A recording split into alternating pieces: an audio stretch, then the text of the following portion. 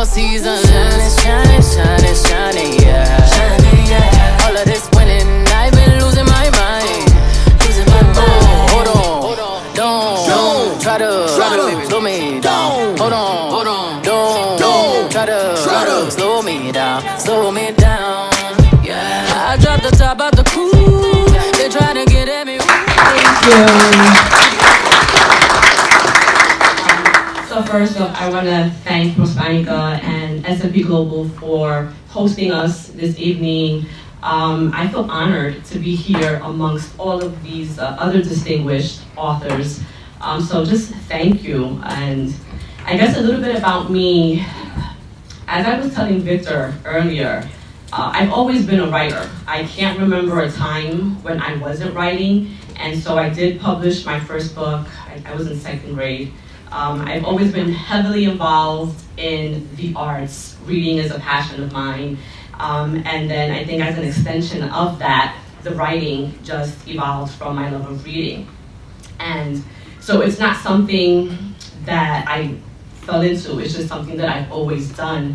But growing up in a traditional Latino household where my parents were, hard workers, they weren't professionals in the sense that we're all here today, they really stressed the importance of education. And not only education, but making sure that I got into a career where I would be able to earn good money so that I wouldn't have to struggle and so I wouldn't have to face a lot of the challenges that they faced, with me and my sister when we were growing up. And so, fast forward, I get to college, I kind of forget my passion for writing, and I don't major in any of, the arts. I major in accounting. Now, I suck in math, okay? Horrible. But, accounting is one of those fields where you can always find a job, right? And tax season comes, people always need accountants. So it was a safe career path for me. And so I suffered all those years in college, struggling, through my accounting classes, but I stuck it through, I finished, earned an accounting degree. And then I was like, well, I can't do this. Like, there's no way I can work in this field. And so I ended up in healthcare. And it's ironic because I am very strategic in keeping my day professional job apart from this stuff that I do. And yet I walk in here today and I see one of my colleagues, so there goes that. But so I spent the last 20 years in healthcare, and I love my job.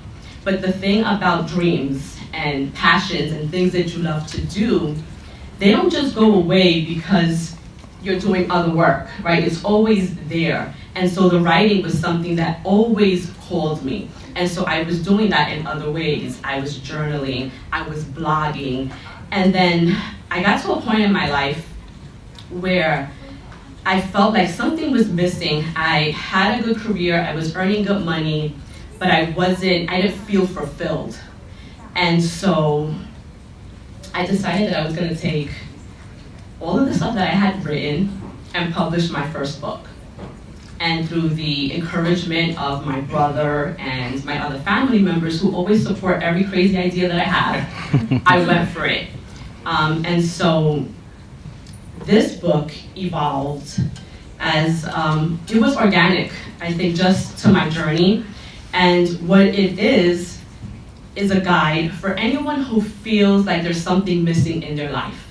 And what it does really is helps you to revisit those things in your past, in your childhood, that you always loved to do, but for whatever reason, you stopped doing it. And maybe it was because, career, maybe it's family, other things that happen. And so that is what the book is about. And a lot of the work that I do is centered on helping women really rediscover those things that they're passionate about, go for it, and then not allowing the excuses that we tell ourselves to prevent us from really reaching for the stars and going for what we want. They're for sale, $10 if you're interested.